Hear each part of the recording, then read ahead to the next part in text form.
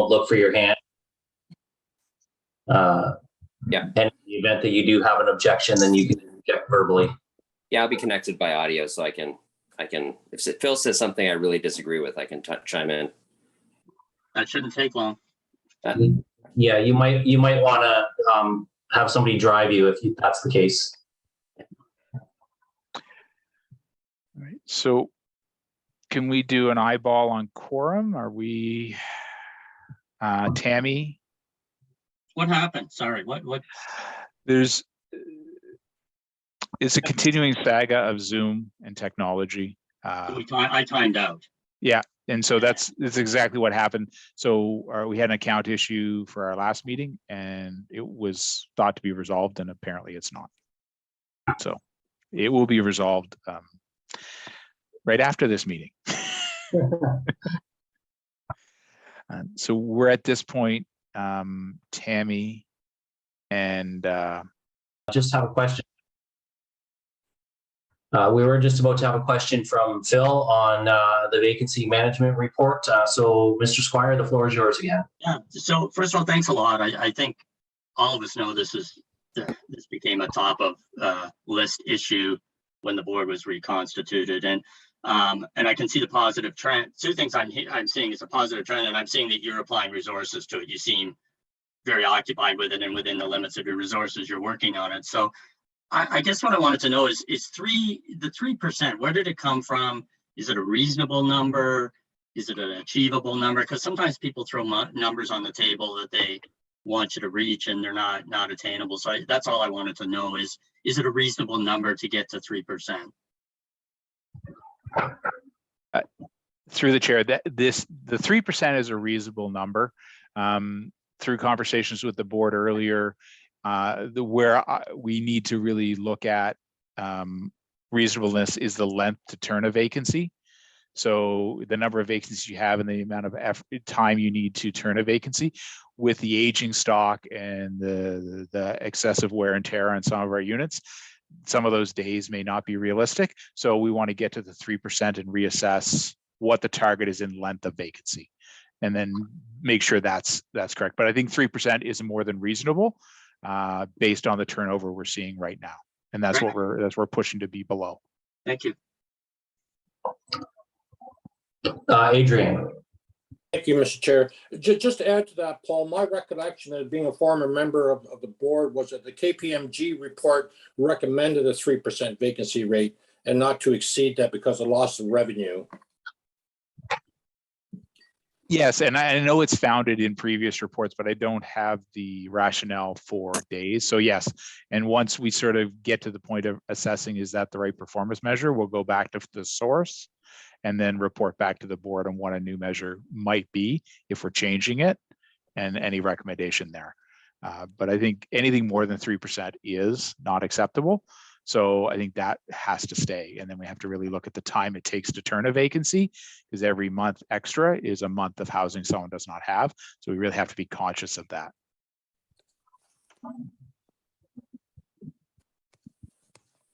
Anything further, Adrian? No, that'll be all. Thank you, Mr. Chair. Okay. Thank you. Any other questions for Paul on the vacancy report? Seeing none, so I'm going to look for a motion to receive. Moved by Shelley and seconded by John. And all those in favor? Any opposed? That carries.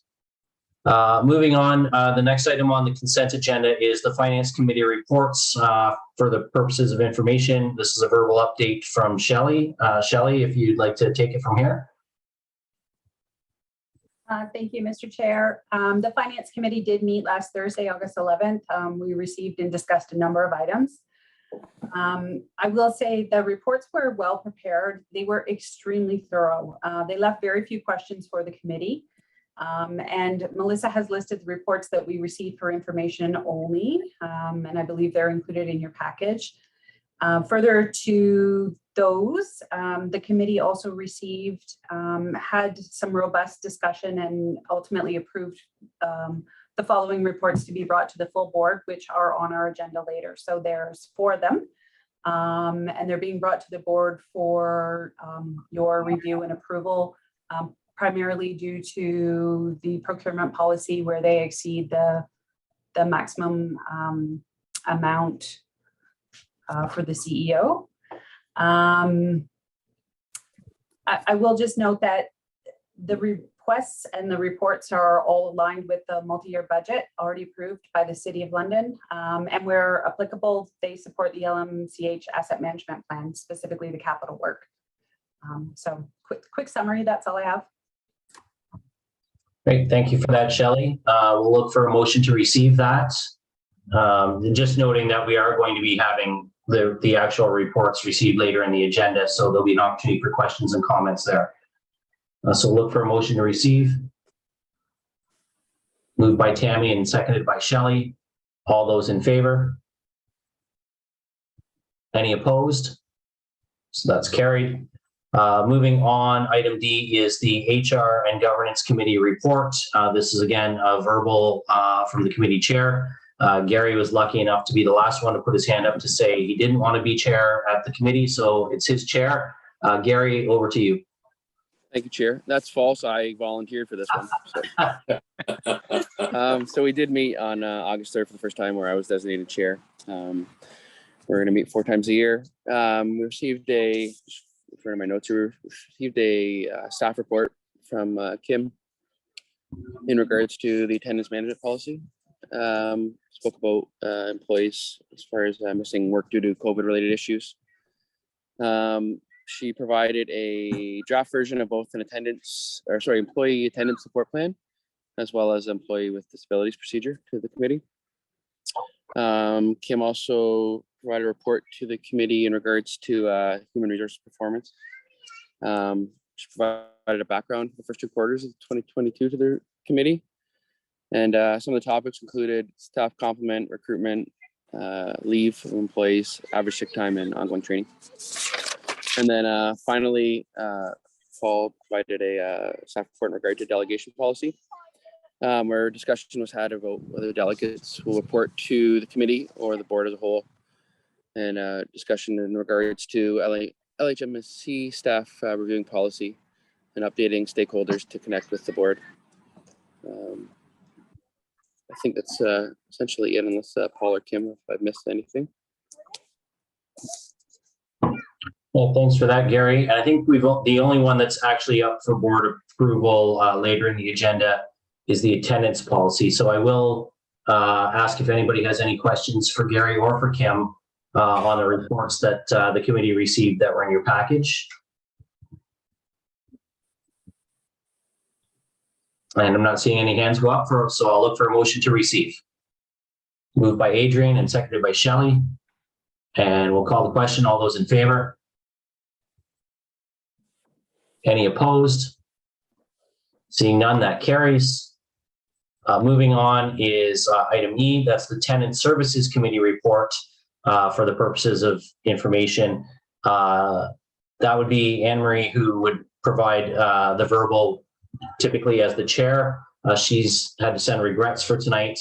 But Andrea, as the staff person, I'd look to you to see if there's any quick verbal update that you'd like to give us in Anne Marie's absence. Sure, thank you. Through you, Chair. The committee met on August 10th, and there were a review of a number of reports which are included in your package. They included a community safety report, which is the first time that the community safety unit has brought forward a report to the committee, and it's the first of many. We will start to have regular reporting. We presented 2 HDN notices from the City of London. So one was related to a rent increase guideline that was approved by the subcommittee, and then there was a separate one on ceasing to meet eligibility. So that's related to anybody that's on a transfer list, an internal transfer list with London Middlesex Housing. They are only now going to be eligible for 1 offer of transfer. And if they do not accept the unit, they will become ineligible potentially for their RGI rent. So the information was included about the impacts that may have on our tenants. And then Phil had his capital budget reports in there.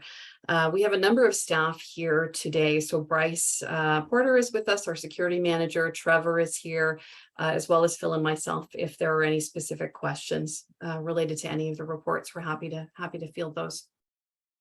Thank you, Andrea. And we will look now to see if there are any of those questions or comments for you. Shelley. Thank you through the chair. Bryce, I just wanted to say thank you for the comprehensive community safety report. There was a ton of information in there. So that's great. I'm wondering if you can share with us some of your reflections on how it's going. I know that you have a role posted right now. I know safety has been one of the primary concerns. Maybe you could just talk a little bit about that. Yeah, and through you, Chair. It has been just over 1 year to the date of the community safety unit being in uniform and in the community.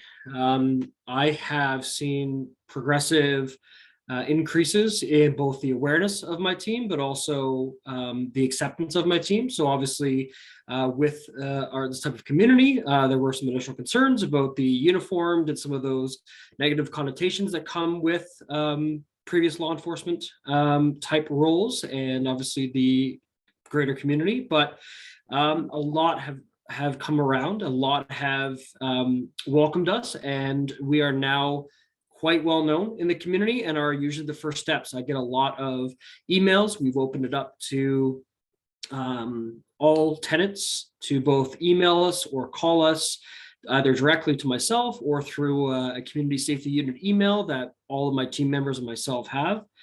And we've progressed very well in the community with some of, like, as the report says, some of the community safety engagement that we've done. And that's a huge thing. It's great to meet the tenants, talk to them about what specific needs they're looking for. And again, as Paul mentioned earlier, in his report, community safety looks very differently at certain sites in certain areas within the community and as the city as a whole. So there's no one size fits all. There's technological solutions. There is a community watch or vertical watch programs that we're looking into.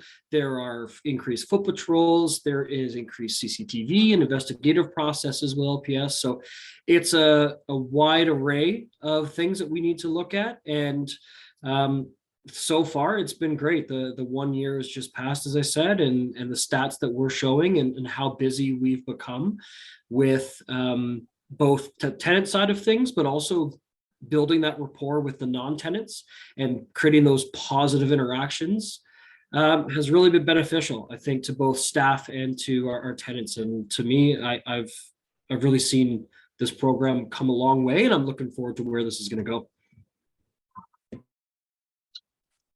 Shelley, did you have any follow-up for Bryce? Thank you, Chair. Yes, just one additional question, Bryce. I'm wondering if you can comment on the LPS incidents totals, specifically the significant increase in the weapons violations, and share your thoughts on that, whether you feel that puts staff at a greater risk, or maybe describe what's happening there.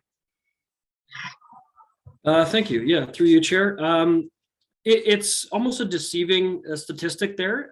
The reason why we're seeing an increase is because we have more staff in the buildings and more of this community engagement team involved. So we're creating stats. We're generating those stats by being involved. So although it does read very high, I would think that it is more of an articulation of we're there now to engage with individuals, and we've come across these individuals and we've either confiscated, mitigated, or completely resolved some of those. So it might be a bit misleading in that way, where I don't think there's generally more dangerous situations or that there are more weapons occurring on our properties. It's just that we are now stopping them and collecting those stats where previously we weren't collecting that. So there's going to initially be a spike in those numbers. Thanks, Bryce. Shelley, did you have anything else? No, thank you. Nothing further. Did anyone else have any questions or comments on the Tenant Services Committee reports? Phil? Yeah, could I follow up on what Shelley was asking? It's because I haven't been around, and so I'm not understanding exactly what the issue or problem is. Are we talking about safety of tenants vis-a-vis other tenants? Is that primarily what we're talking about when we talk about community safety? So is it safety within the London Middlesex community housing community from other people in the community, or is it something else? Bryce? Thank you. Through you, Chair. It's actually a combination of, I would say primarily it is non-tenants through other supports, either not being available or being unattainable to those individuals that are coming into our communities. Some of those individuals, non-tenants, are invited in by some of our tenants. So those could be guests of our tenants. There is a small percentage that are tenant and tenant related.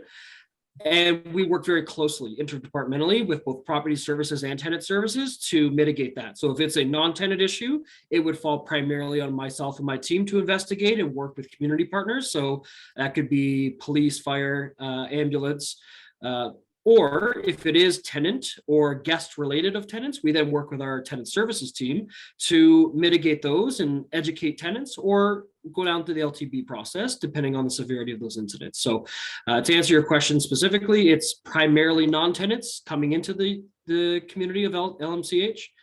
There is a small percentage that are tenants versus tenants, yes. Okay. Phil? So how does this compare to the problems that everyone's facing in the City of London with people committing crimes on their own property? I mean, are we seeing is it a worse problem for LMCH, or is it sort of what's happening in the City of London, or do you know that? Thank you. Through you, Chair, I have limited knowledge on that. We do work obviously through the city and through other organizations that I've seen in the community. But this by no means is an LMCH problem. I think Andrew or Paul can speak to that. That this is a challenge that the City of London faces. There's a lot of community supports that are needed. And there's, unfortunately, with the rising cost of the economic status right now and with housing and some of the jobs that are being challenged out there, I think there's always going to be a challenge in community housing when it comes to non-tenants within the community based on our locations, especially our downtown core buildings. However, this is not unique to LMCH, and I think this is definitely a larger problem in the municipality. Okay, thank you very much. Thank you. Do we have any other questions for Andrea or Bryce on the Tenant Services Committee report? Or Phil, because Phil had some role in that too, but I'm seeing none. So I'll look for a motion to receive the committee report. Moved by Shelley and seconded by Gary on his way to baseball. We'll call the question on that. All those in favor? And any opposed? Okay, that's carried. So moving on now, we have no in-camera matters. Our next item is reports and business. We have several important ones on the reports from our staff. Item A is the staff report on the reimagined Southdale project. I think that's one that probably a lot of us have some interest in. So Paul, would you like to give us an update on where we are there? For sure. Just give me 2 seconds to make sure I have it in front of me.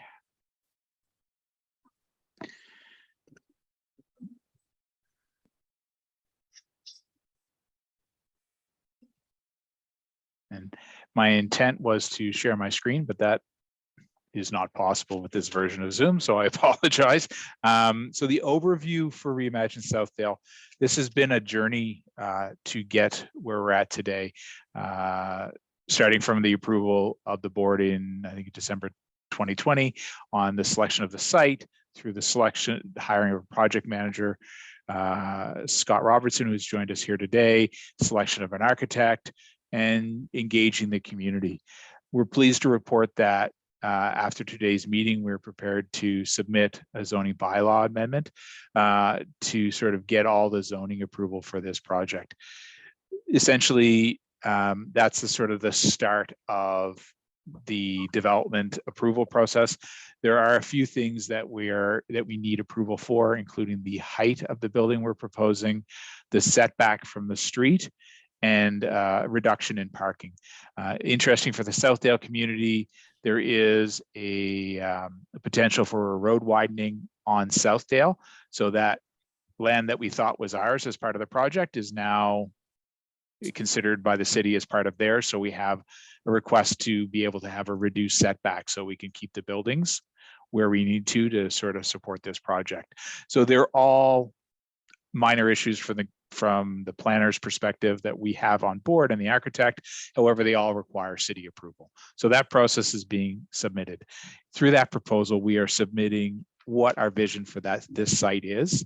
So for the townhouse community of Southdale, we are proposing that we remove 68 townhouses over the course of 3 phases and build 3 6-story apartment buildings across Southdale Avenue. So that is the broader vision. We felt it was important to bring that vision to its fullest form to the tenants and the community, so they knew ultimately what this plan was. And that is moving forward, as I say, in the next few days. What the actual work that we're proposing to do and that we're able to fund at this point, it will go to the city in the next 3 months through a site plan approval. The plan for the first phase of this project will be to demolish 18 townhouses and build 53 new units. And they are ranging from 1 to 4 bedroom units with primarily 2 and 3 bedrooms. So we're maintaining it as a family site and we're increasing the density by about 35 units. Importantly, in the first phase of this project, we're also building community space. So we're creating some sort of common space as a community room for tenants. And we're also building space on the ground floor for programming space and office space. So we need to talk to our community partners and talk to the tenants about what services they would like in that community. But we have set aside space to build that out to make sure that's available. At our townhouse sites, that is not available. And if we put that space in, it actually takes a unit out of circulation for tenants to create that community space. So while we are demolishing 18 units and 68 through the course of the project, it's important to note through that 68, there's 3 units that are currently being used for programming that will not have to be used for programming through the course of this project. So by building that community space. So we have been working with the city planning, we've been working with city finance. We have funding approved through business case 21 that capture sort of projected annualized funding for regeneration activities. And in conversations with the city, they've advised they're in favor of us not getting debt financing for this project.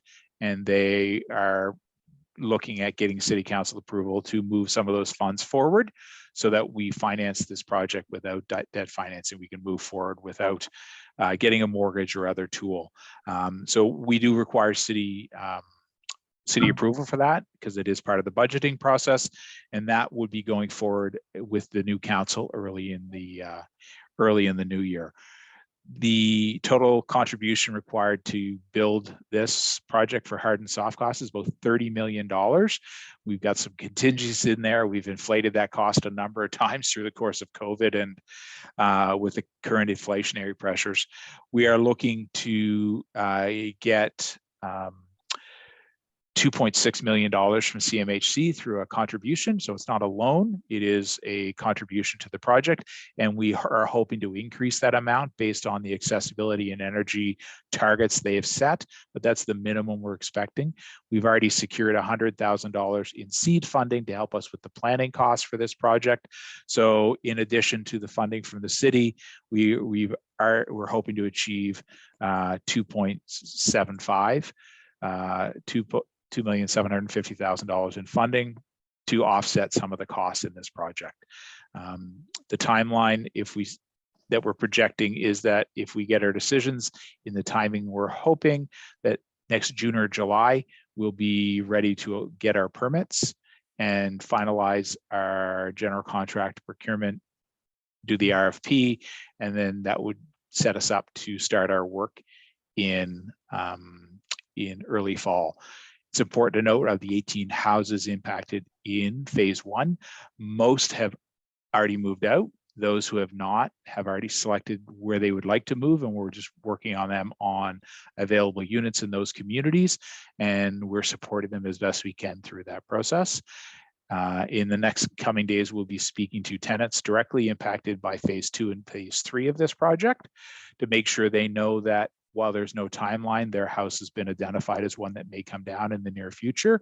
And we're doing some broader engagement of the tenant and local community in September to sort of do an open house to tell them what our plans are. I think it's important to start those conversations early, answer any questions, and there's still an ability to impact design. So if there's things we're hearing from the community, now's the time to hear it if it's going to change things.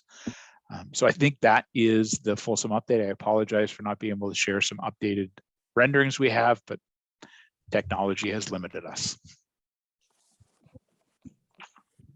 Well, and I will just pile on briefly from the chair, Paul, to say that once the documents go to City Council's Planning Committee for approval, those will be a matter of public record. And once the staff report comes out, we can make sure that board members also receive a copy of what's going to the Planning Committee as well, just so that you're in the loop on what city staff from the planning side of things are saying and what City Council is receiving. But I know it's from what I've seen so far, it's a very, very exciting time, Paul. And the fact that we can do this without taking on a mortgage, that we can do it with financing that's already been committed for housing regeneration by the council is great news. So I will look to see if we have some questions or comments from the board on this. Phil. You'll have to forgive me if these things have already been answered, but I haven't been around for a while. At the end of the day, are there going to, how many more units or how many more people are going to be on this site than there are on this site now in terms of an increase in availability? We're targeting right now, we've got 166 units. So they're all 2s, 3s, and 4-bedroom units. We're targeting to get that number, and it's not jumping out of me, the report. I do believe it's 265. It's 265 is what we're proposing. So we're increasing it by about 100 families, with the majority of those being 2, 3, and 4 bedrooms. So we would expect that an increased density there. All right. And just so I have an idea, when was the last time that London Middlesex Community Housing built a new building? Best I can determine, it's 1978. It's the Dorchester community in Middlesex County. I think that's most everything else is 1970, 1971, or a little bit earlier. Right. And yeah, and maybe a random scattered house or some other piece of the portfolio. But for our buildings and our townhouse sites, it is early 70s for the majority of them. Right. So this is a big deal. This is big for us. I think it's exciting for us. I think it's exciting for the community. We're really focused on building family units on the family side, increasing the density, but just being able to offer a new form of housing. We have 1970s families live differently than families in 2020. So to be able to sort of add those extra features, think a little differently about the housing, so we could provide something that may be more aligned with how our tenants are going to use the space is really exciting for us. Great, congratulations. Thank you. And by the way, my meeting time is running down again. I don't know if that's happening to everybody. 7. Yes. So yes, we do have a Zoom limit of 40 minutes until we are able to have a strong conversation with IT. So that time is ticking, but we don't want to cut anybody short on questions. So if there's other questions on the Southdale Reimagine project, now's the time to ask them.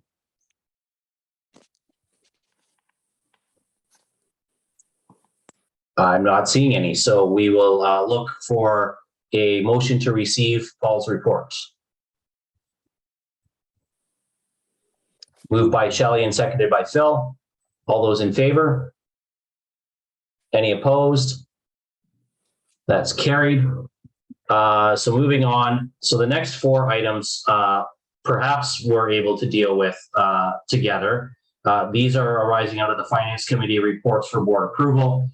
We have 4 items in here: the Marconi asphalt replacement contract, the 2023 provisional budget for operating, the amendment to contract award for the furnace replacements at Southdale and Limberlost, and the 2023 capital budget. So we have the 2 budget items and the 2 procurement items. I'm just wondering if anybody would like any of those dealt with independently, or if everybody would be okay moving those as a slate of items. I'm seeing a thumbs up from Adrian on moving them together. I'm seeing Shelley nodding her head. So we'll look to see if there's any questions or comments on any of these quickly, and then we'll put that to a vote. Phil? Sorry, is that just putting them together or the reports themselves? Yeah, we're putting them we're going to vote on them together. So I'm just looking to see if there's any questions. Yeah. If I could, I just had one question, and maybe my ignorance, but when I was going through the financial reports, there was a surplus at the end of, and page 12, there was a surplus at some point in time, I think at the end of June or something, of 480,000. And then at the end of the year, though, we're projecting a really small deficit. I wonder how that happens, or if I'm wrong about that we have that movement from a surplus at one point to a deficit at the end of the year. It may just be me. I don't know if someone can help me with that. Well, Diana is not with us tonight, so I will respond. So I'm just I want to make sure I'm looking at the right report and the right attachment, because we have quite a few financial reports. So which report are you looking at? Well, it was a page, I just do by 8 pages. So at page 12, they were talking about an operating surplus of 335,081. And then on page 16, they say, but we're going to have a projected year-end deficit of 29,000. So I just wondered how we get there, why during that span, or I could be wrong. Right, I'm just getting the numbers.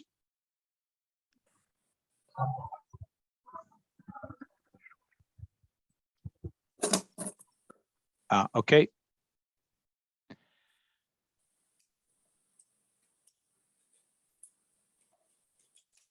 So we had, just following the year to date, we're at the June 31st. We are a favorable surplus of 335.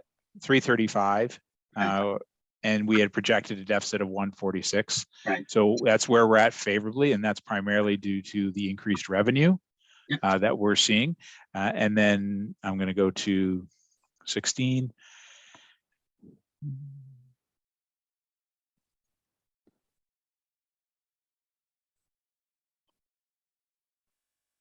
Okay, I see. And the total projection. I think it's just the we're expecting some costs just that will hit us in the second year, and a lot of those are going to be like staffing as we fill some of the positions that have been vacant and things like that. So our best guesstimate on having those positions filled and some of the expenses we're going to see that'll come in through the rest of the year in the operating budget is that we will hit a deficit. So there's some just larger expenses, and that's not unusual to run a surplus in the first 2 quarters and then sort of tail out and sort of, because so that is my understanding when conversations when we met on this, is that we've been revising in the conversation with the finance committee about, we were talking about operating pressures and inflationary costs. And so, we are seeing that we have some new contracts and some inflationary costs expected. So we're trying to build in for those things that are happening. And when we revised our forecast, so we optimistically we're a break-even budget, but right now we're looking at a deficit. Okay, thanks. Yep. Any other questions for Paul on this one? Or on any of these four? So we will call the vote then on the Finance Committee reports. This is B, C, D, and E in section 10 of your agenda. So all those in favor? Any opposed? Seeing none, that's carried. We do have a couple of items left before we adjourn. We're going to time out in 1 minute and 43 seconds. So can I suggest that we, Melissa sent us a new link. We reconvene. I don't want to rush, even if it's an extra 2 minutes that we take. So everybody take a collective breath. We're not doing this on purpose. It's not a board torture program we're running. So please bear with us. You'll get a new link in your email and we will get right back on board. My apologies. And just before we all log out, Paul, if we're still having issues with this in the next, when the next board meeting comes along, I'm certainly happy. Melissa can work with Tara, who's my admin support, and we can use my Zoom account to send out, because mine's an unlimited account. So if we need to, we can use that for the next meeting.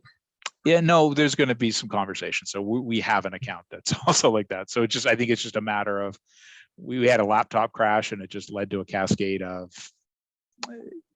technology issues. So we will resolve it for sure. All right. Well, Melissa has sent out the new link, so we'll have everybody log out and log back in and we'll deal with the final items. Thank you. Appreciate the patience.